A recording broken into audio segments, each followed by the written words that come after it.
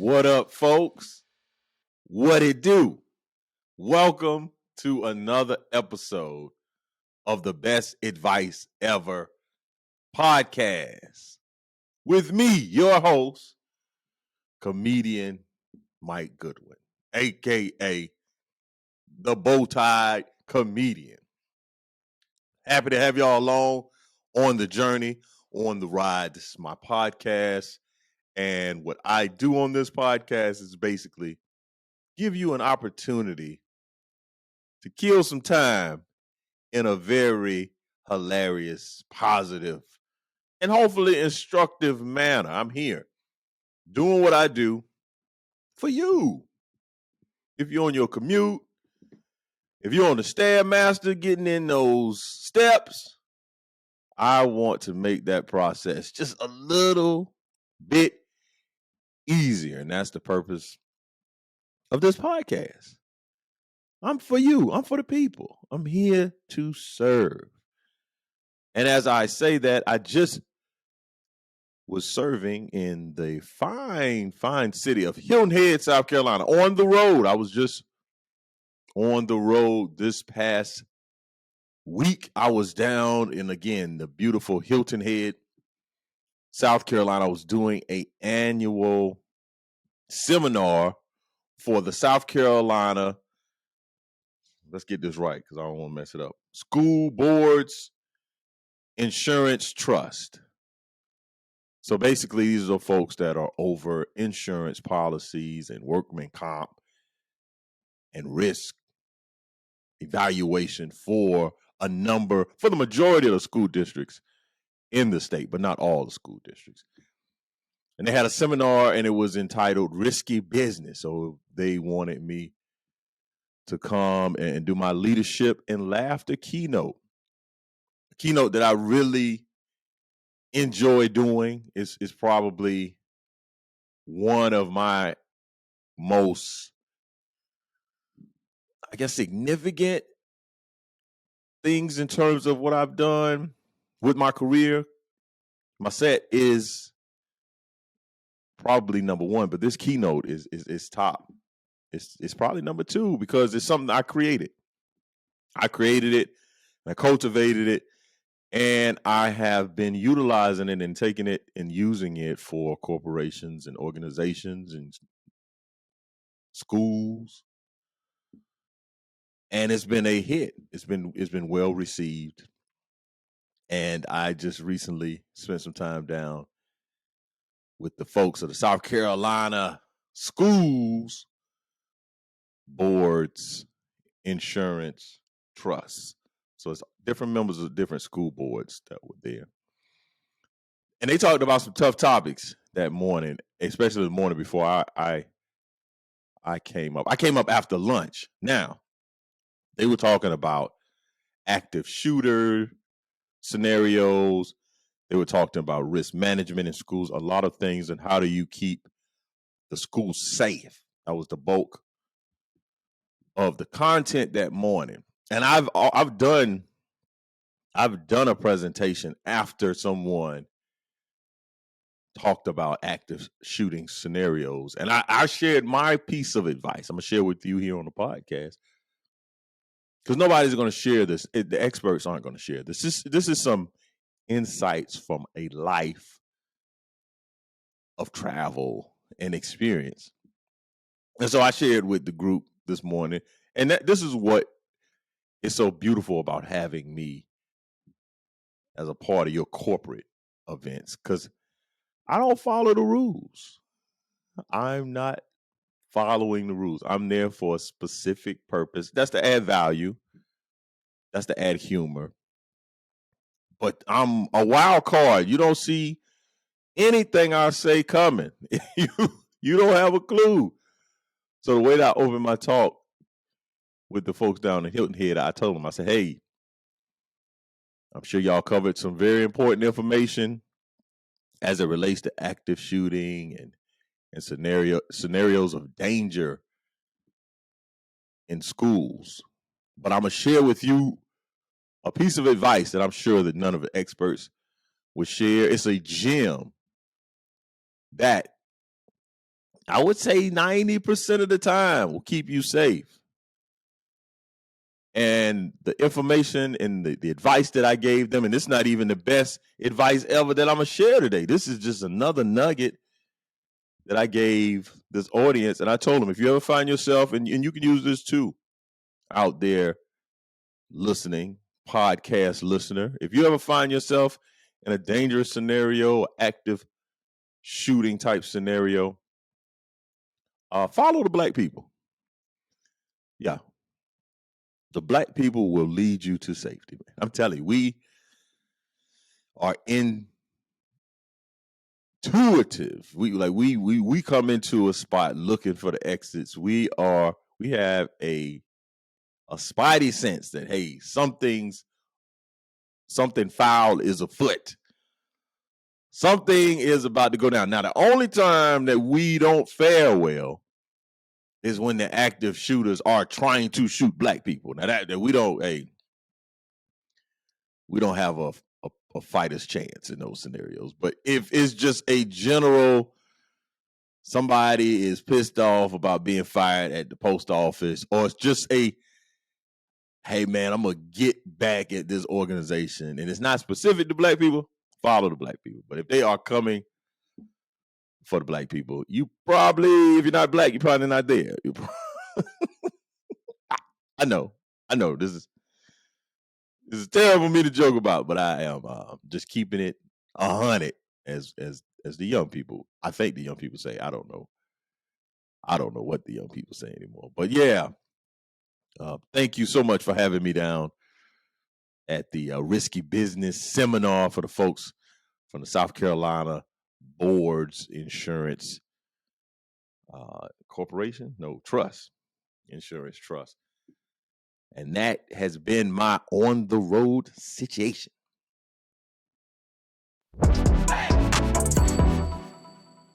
Now for one of my favorite segments of the podcast. My whole podcast is my favorite. I enjoy doing this, and I hope that you enjoy listening. But the next segment that I also enjoy presenting is the What You're Not Gonna Do segment. Now, there are things that I realize and I see in life that cause me to think someone needs to say something about that. And if you find yourself in a scenario where you need to really say something, you need to get someone's attention, just use the phrase that I use all the time. What you're not gonna do. Like mothers, if your son or daughter continuously leaves their room in disarray, you say, hey, before they walk out of the house or ask for the keys, you just tap them on the shoulder, just grab the shoulder, look at them in their eyes, squarely in the eyes. Say, what you're not gonna do is keep leaving your room looking like a traveling circus. That's what you're not gonna do. I mean, you could say whatever analogy or reference that you like to say, but you speak with a little authority, a little. You can't whisper. Hey, Sally, what you not gonna do? No, you got to say, you got to roll. What you're not gonna do, I say it with some emphasis. What you're not gonna do is keep running in and out of this house. That's what you're not gonna do. What I've realized recently, and I think that it's important for us to learn this lesson, and it's a lesson that I'm continuously learning, is what you're not going to do is not speak to the person that you have the most issue with. That's what you're not going to do. I'm seeing this a lot as it relates to family concepts, as it relates to family relationships. I see people talk to other people to carry the message to the person that they really want to talk to. Hey, tell Aunt Susie that she should not be. No, you tell Aunt Susie. What you're not going to do is sit in here like you are the king of a fiefdom, and that you could just send out decrees. have the wherewithal, have the chutzpah, the gall to communicate the message that you want to communicate to the person that you want to communicate it to, and Mike Goodwin included. I'm going to have to, personally, in my life, have some hard truths, have some difficult conversations with some people, that it would be so much easier to have someone else tell this person information as opposed to me being the person that tells the information. So what you're not going to do is avoid having tough conversations, tough communication. Now, I think that is a key component to being an adult, to maturing, right? I think that there is, especially in today's age, such a tendency to want to avoid conflict. And conflict in and of itself doesn't have to be negative.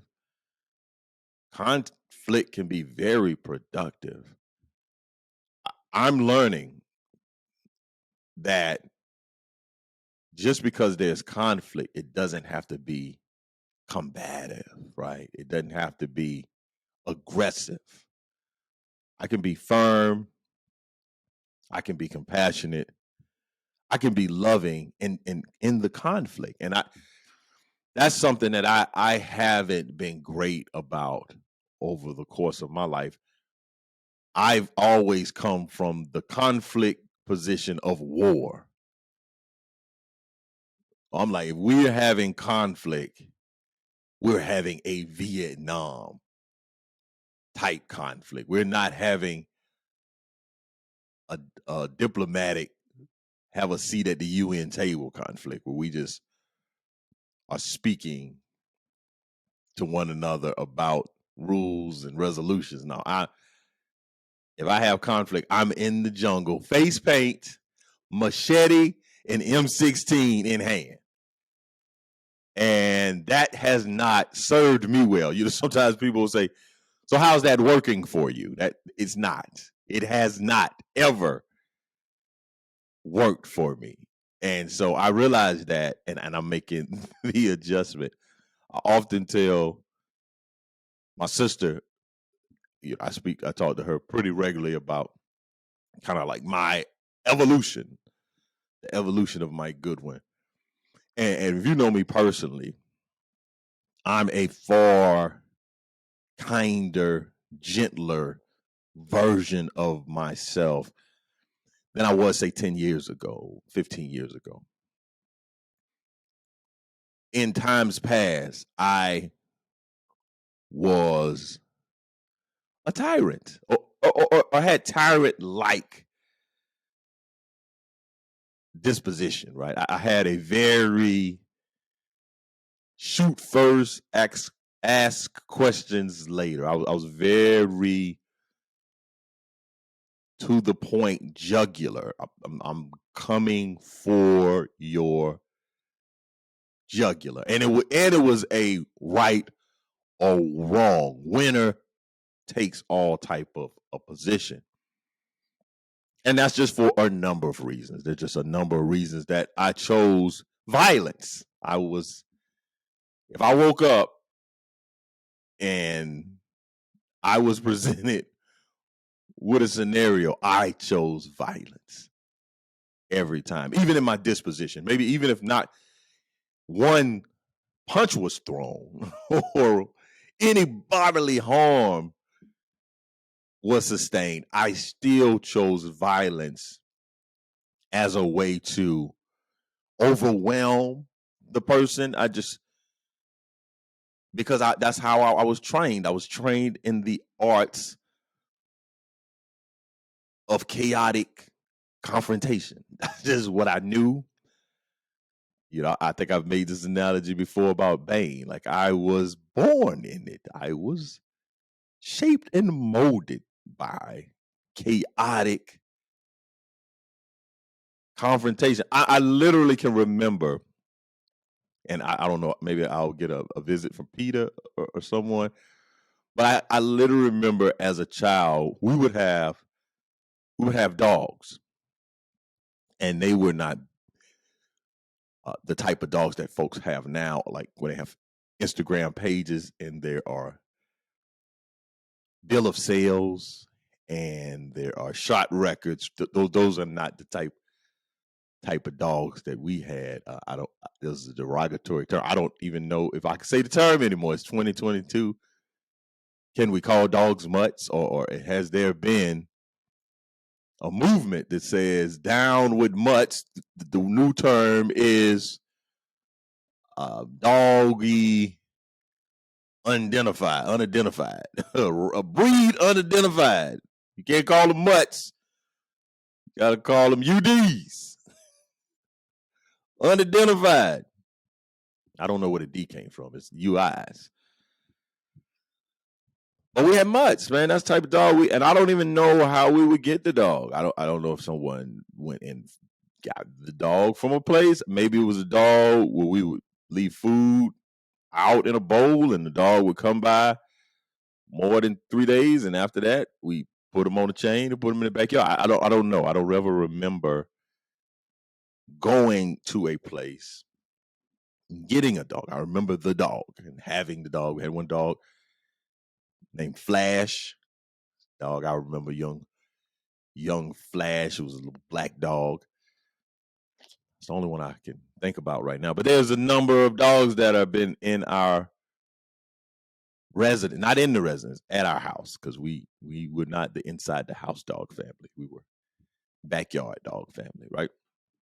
But I remember vividly as a child having a dog, and when you would feed a dog, because the information I was given that you gotta make the dog tough. You gotta toughen the dog up. You gotta make him a little angry. So you would feed the dog, and then you would just put your foot beside the bowl. So the dog's just having the time. It's like eating the food, but then you creep your foot by it, and the dog's like, "Arr." You creep your foot a little closer. Arr. Then you get too close, and they really attack your foot. But I forgot there was terminology that we used to like make the dog tough. You got to mess with the dog while he's eating his food. And I felt like that was what someone did to me my entire childhood. Like I was just like I just couldn't be comfortable. So that's why I've chose violence.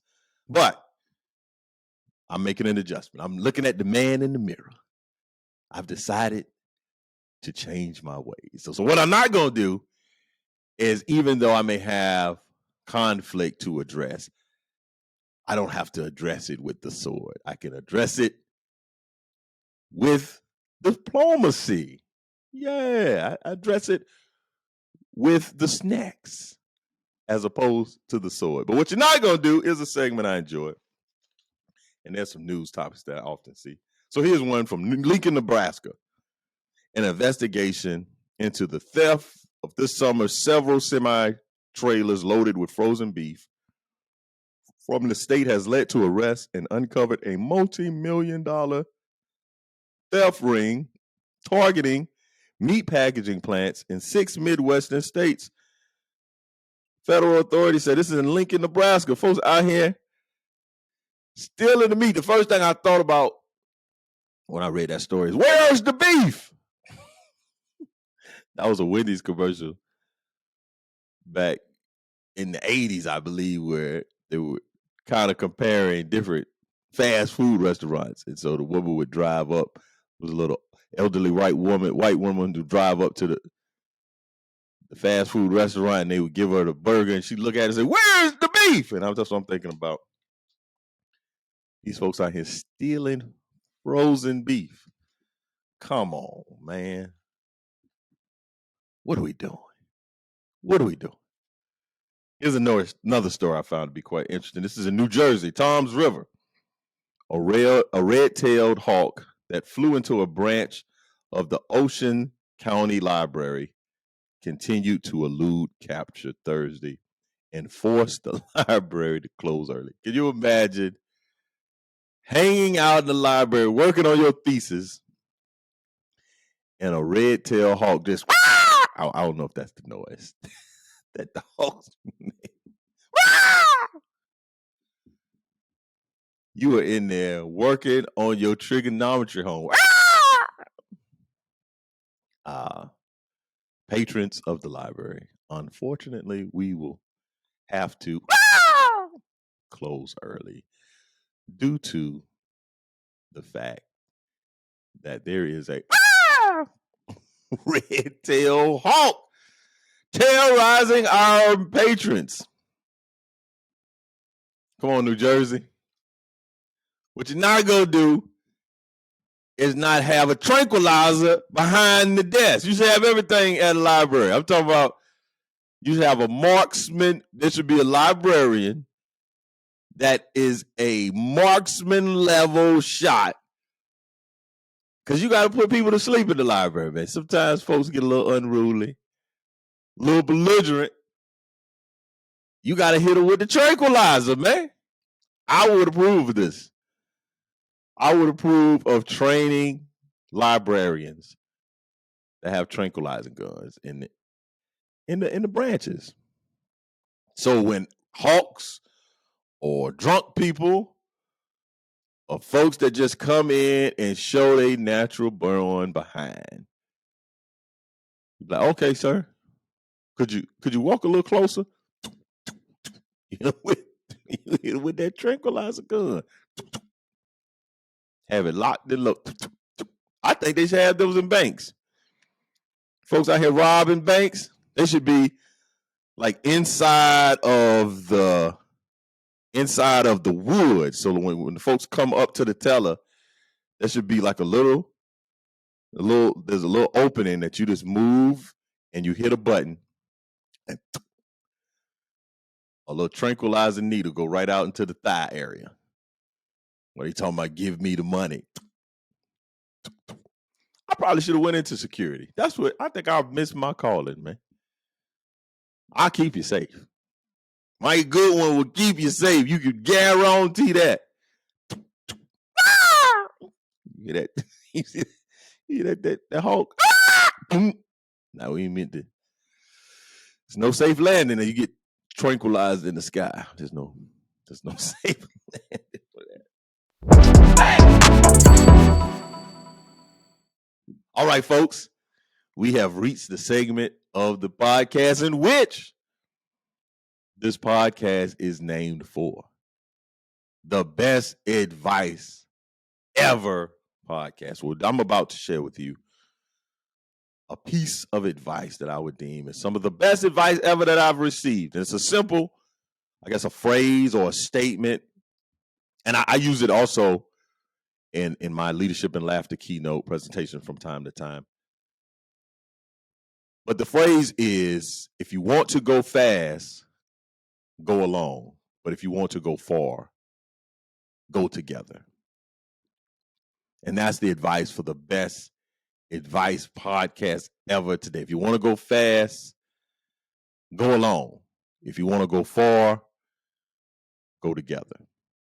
And so there are times in life where you need to go alone and you need to go fast. I did that. There's been tremendous examples of me needing to go fast, so I went alone. That's what I did when I joined the Army.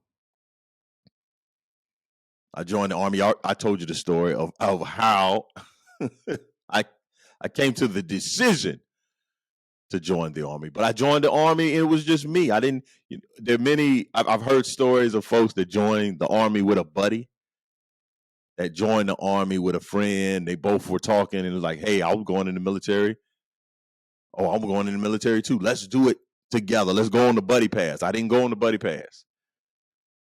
I went alone because I wanted to go fast. I knew that I needed to leave my environment. I just internally knew that there was a ceiling for what I wanted to accomplish in my life that would prevent me from accomplishing it if I stayed in my hometown. I wasn't by any means or any stretch running with the wrong crowd. I wasn't that guy. I wasn't running with the wrong crowd.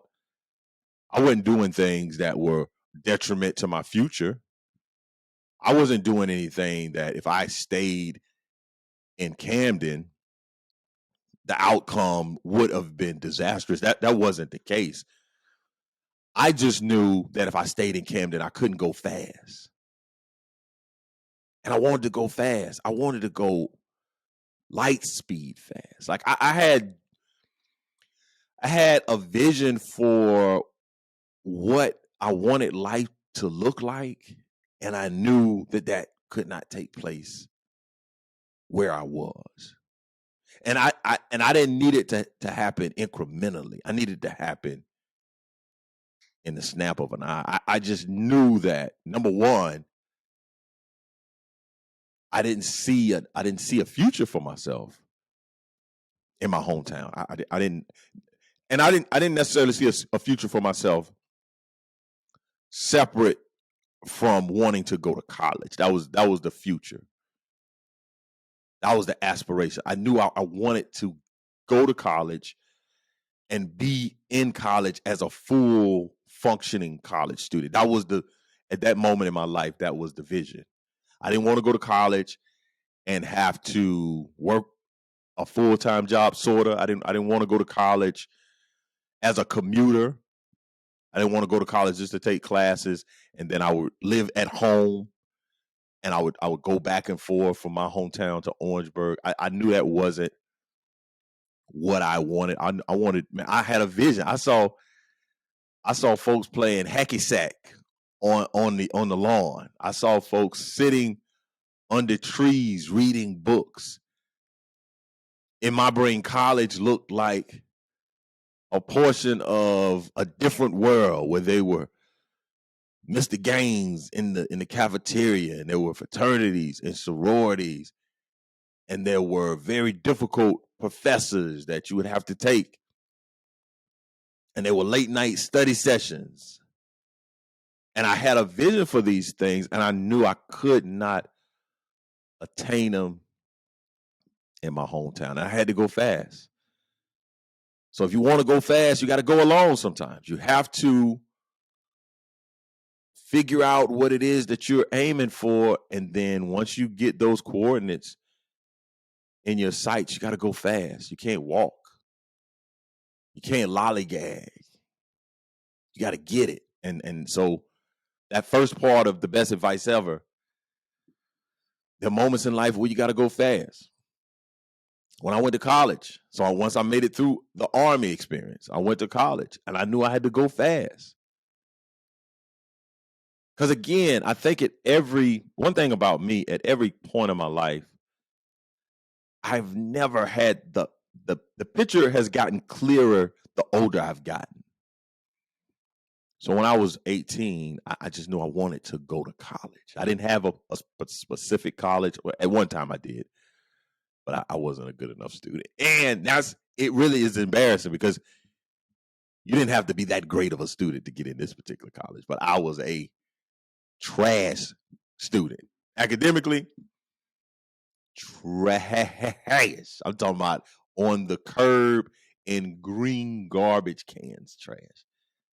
And that was simply because of execution. It wasn't because of ability or potential. Just the numbers don't lie. Say men lie, women lie. Numbers don't lie. So if you look at my transcript and you judge me by my transcript, you would say he was a very underwhelming student. Academic people don't say words like trash. They're not going to say. The admissions office at a college, like, this is a trash applicant. They don't do that. They don't do that. We will not be okay with that. But I knew I was trash.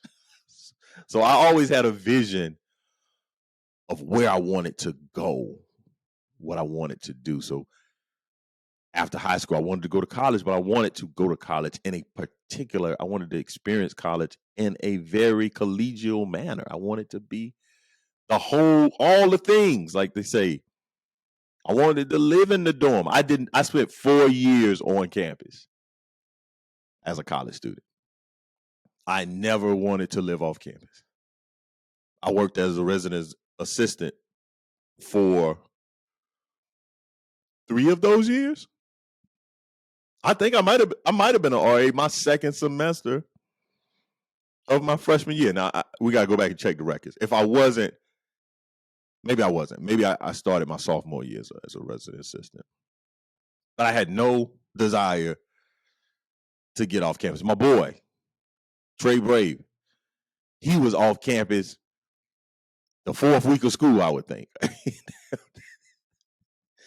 That guy had an apartment before we got our books from the bookstore, I think.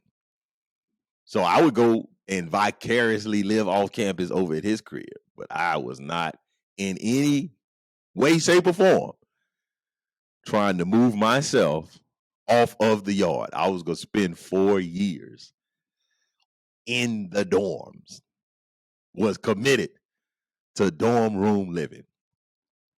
And so that was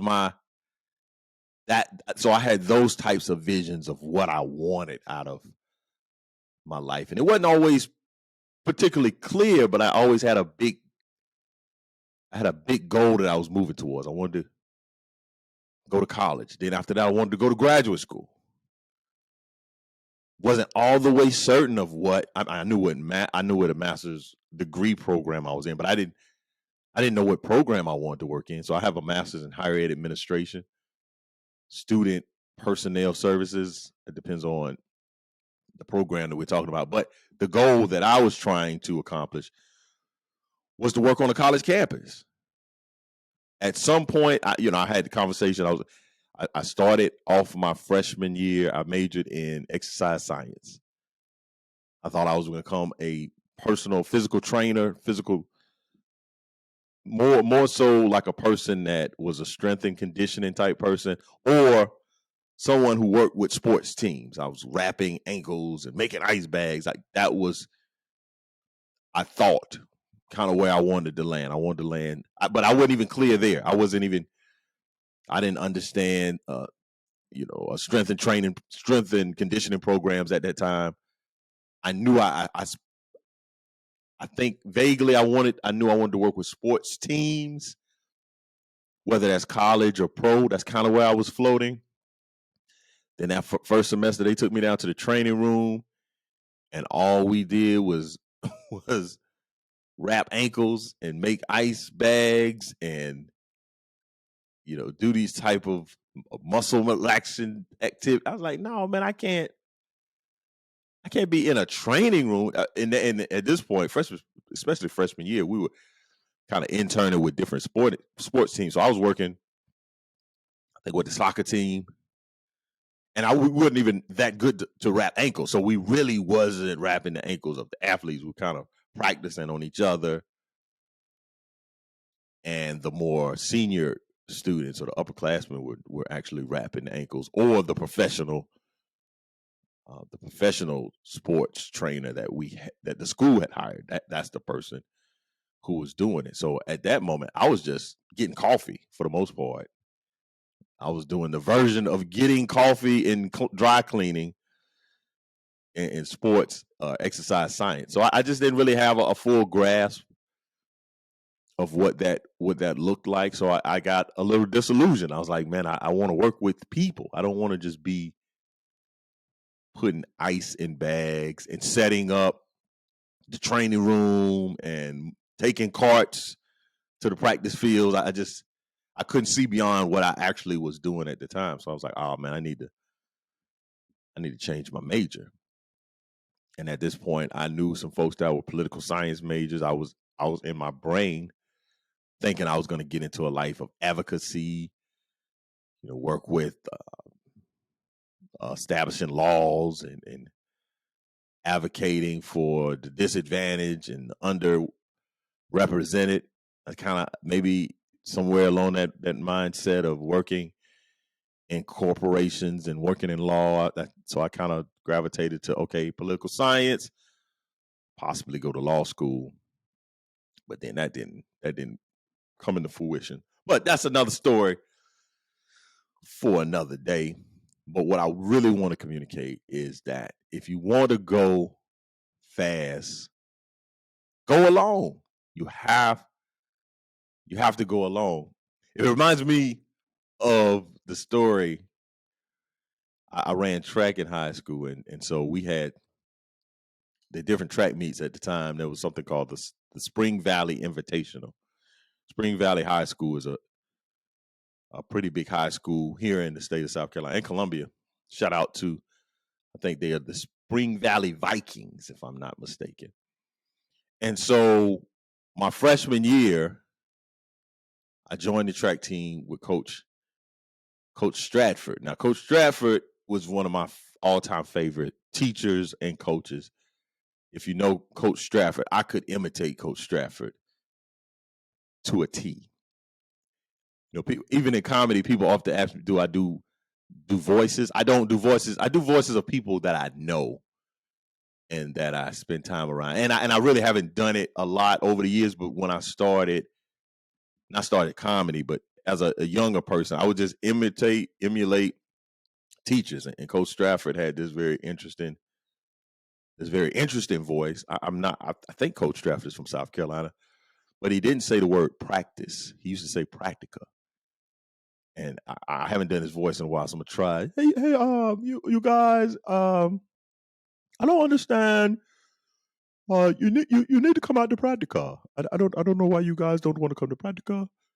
You want to smoke the dope, you want to drink the booze, but you want to come out to Practica. You got to come to Practica. If you want to run well in the meet, you got to come to Practica. So that's Coach Stratford. If you don't know Coach Stratford, hopefully that sounds like a rest in peace, Coach.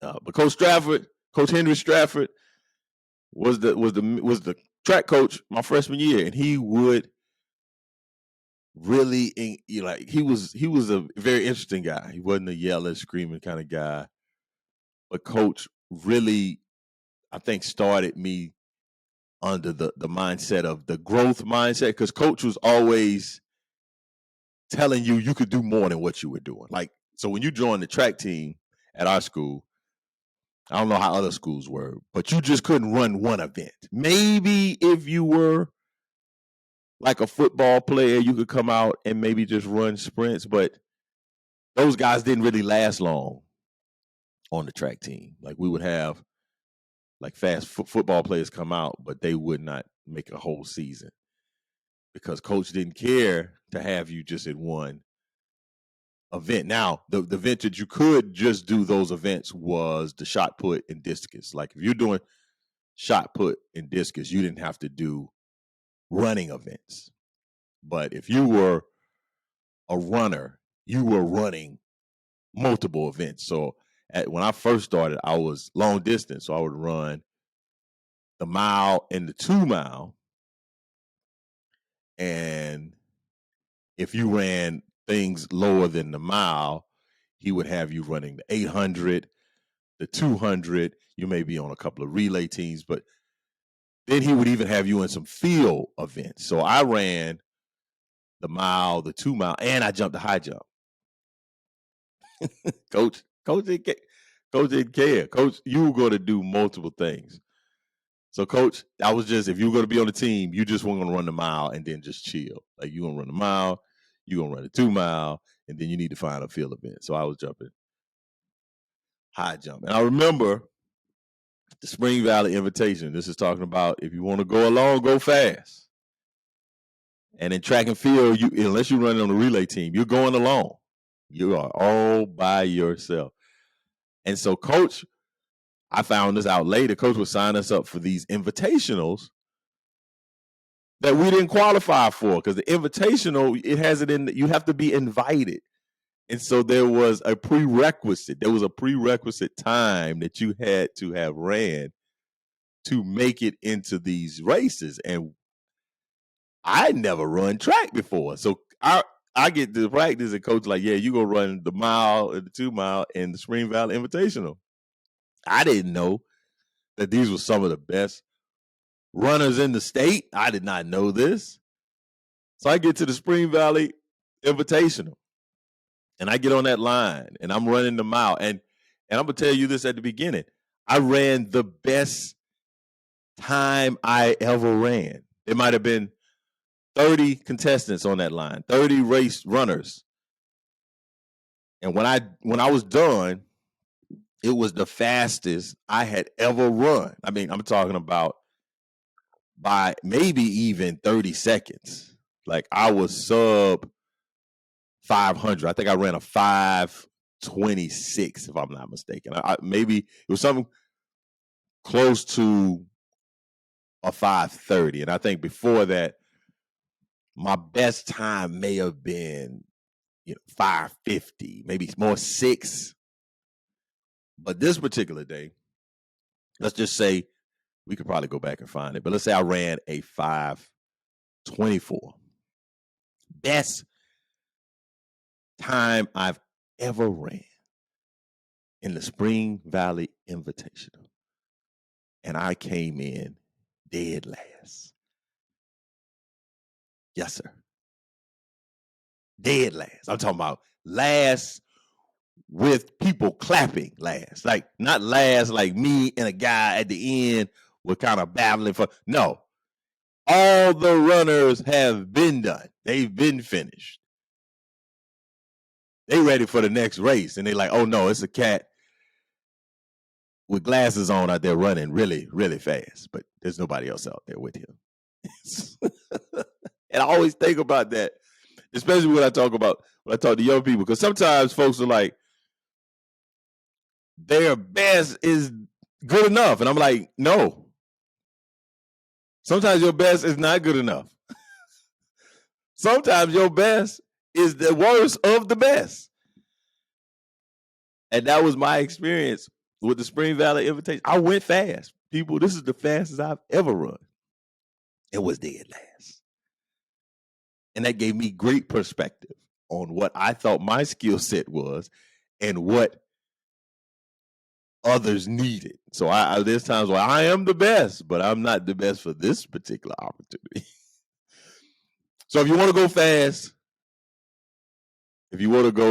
go alone. But if you want to go far, go together. And basically the go together part is you have to build a team. For whatever reason, in business, in life, we want to go fast.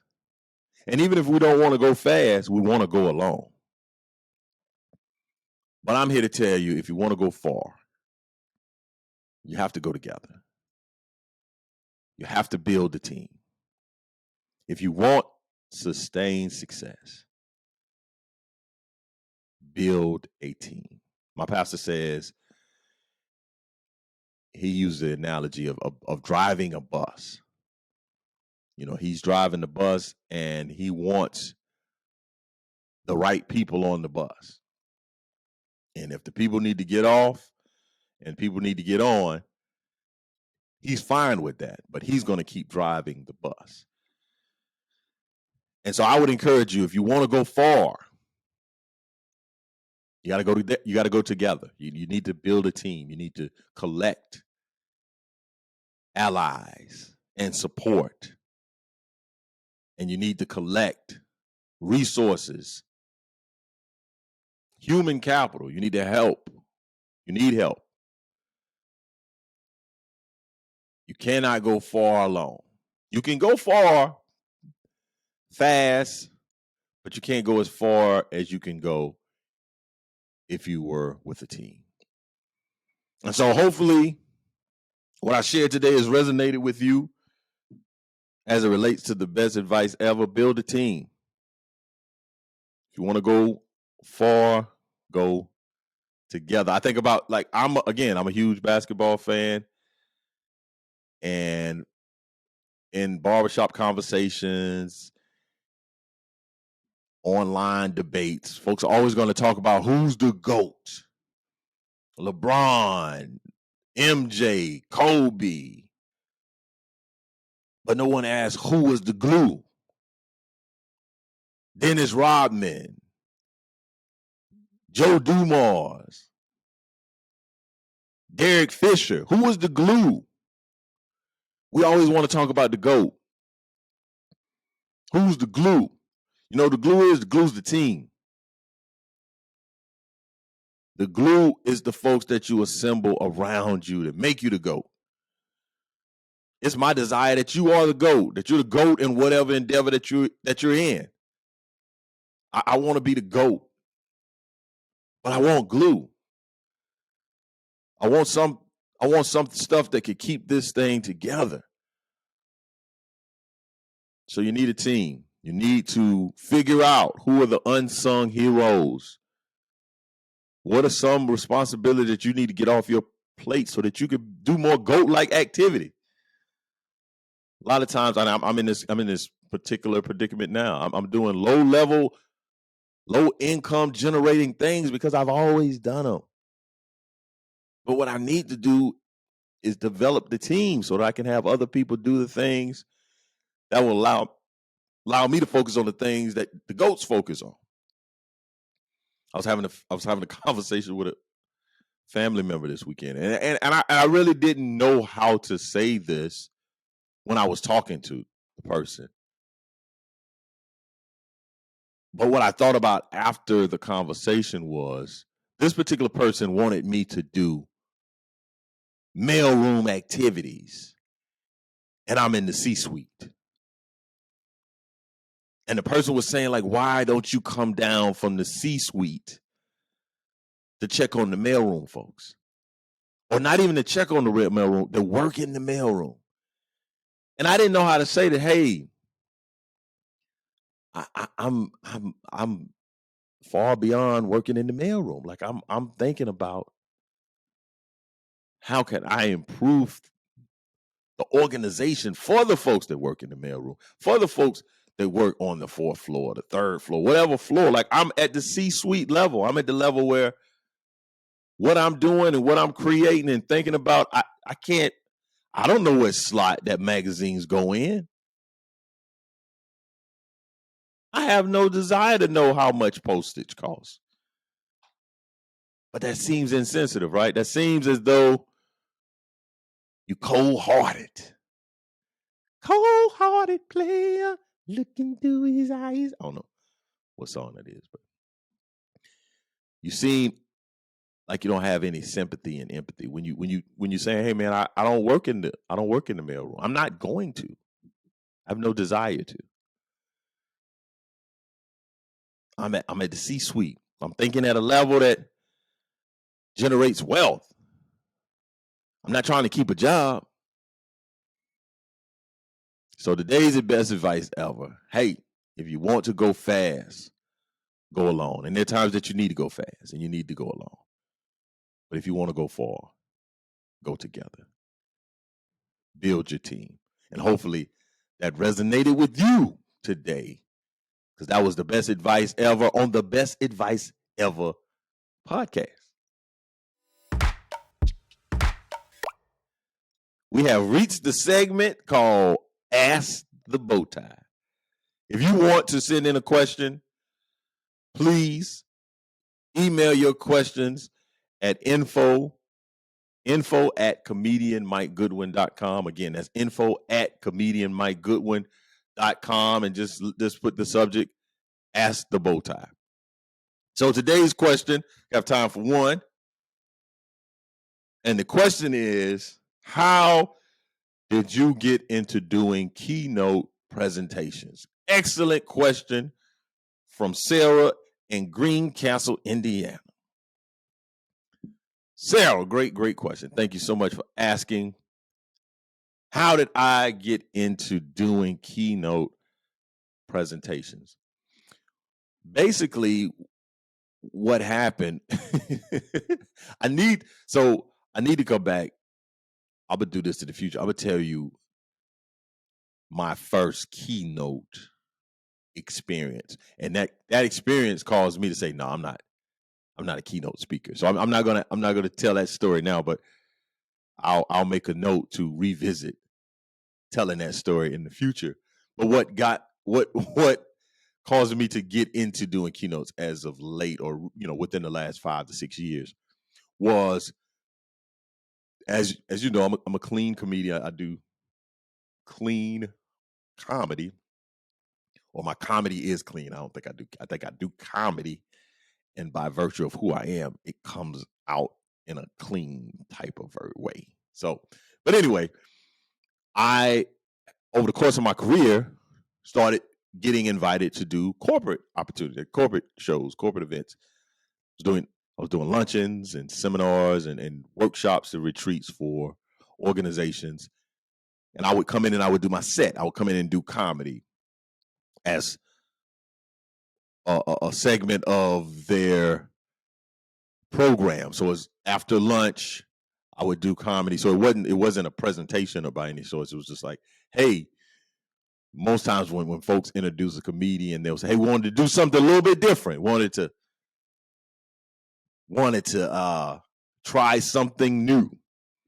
And so I was doing comedy, doing a 30-minute set, 15-minute set, 20-minute set in these corporate environments. And so this woman approaches me after one of my presentations or one of my comedy sets at a corporate event, and basically said, hey, Mike, I really enjoy your set, your comedy. I've watched you. I've seen you at least a few times at these events. And she asked me, hey, I wanted to know, do you do any speaking? Do you do any keynote speaking?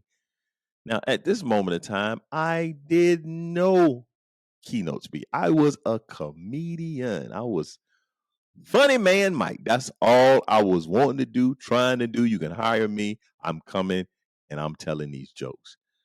But because I am mindful of having to feed 3 mouths, 4, including mine, I was interested in what she had in mind. So I said, yeah, I kind of was like, I'm sure I could meet whatever requirement that you asked. I basically was like, well, what are you thinking about? Because I don't think I said yes or no. I just said, oh, that sounds interesting. What are you thinking about? So she explained to me that she was a social worker in North Carolina. She was having a full-day conference, and she wanted to have me to close out the conference with some comedy, but she wanted some content. She wanted to have comedy and substance, comedy and content, so that folks just wouldn't leave on a down note, that they just wouldn't get in their car after a full day of talking about neglect and abuse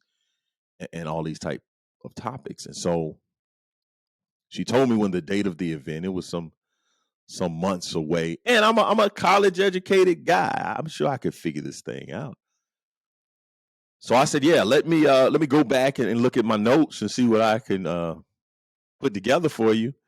And I did that. I went back, and so that's how I got started doing my keynote. And I'll share the story of the evolution, because it evolved from the way I started it to the way I do it now. Again, I was just in Hilton Head doing that presentation that was started from this woman that asked me about that. And at that moment, I think she might have approached me. I think it might have been in Myrtle Beach, South Carolina, if I'm remembering correctly, when she asked me about the keynote. And now I've cultivated and developed this keynote that I'm very proud of, and I think it's very impactful when organizations have me in. So hopefully that answered your question. Someone asked me, did I do something? And I wasn't doing it yet, so I went and did it. So for the entrepreneurs that are listening to this, solve a problem, and guess what happens? You make money. Money will find you. If you solve a problem, the money will show up. And oftentimes, my own life as an entrepreneur, I went and just created something and hoped and wished and prayed that somebody would pay me for it. And that's not the optimal way to get paid. The optimal way is to figure out what people are struggling with. What problems do people have? You go solve that problem, the money will beat down your door. So thank y'all so much for tuning in to another episode of the Best Advice Ever podcast. I'm your host, Mike Goodwin. If you want to follow me, I would love for you to subscribe and to rate this podcast at all the places where you can rate it. Share it. Tell people about it. You can follow me on my social media platforms at Comedian Mike Goodwin on Facebook, on Instagram, and Twitter. I'm at Bowtie Comedy. You can find these episodes also on YouTube on my Comedian Mike Goodwin's page. You can go to my website, MikeGoodwin.com, and please join my email list so you can stay abreast to all the comings and goings that I have going on. So again, thank you. This has been another episode of the Best Advice Ever podcast. And I thank you for listening, because you could be anywhere or listen to any other podcast in the world, but you're here with me, and I really appreciate it. I'm Mike Goodwin.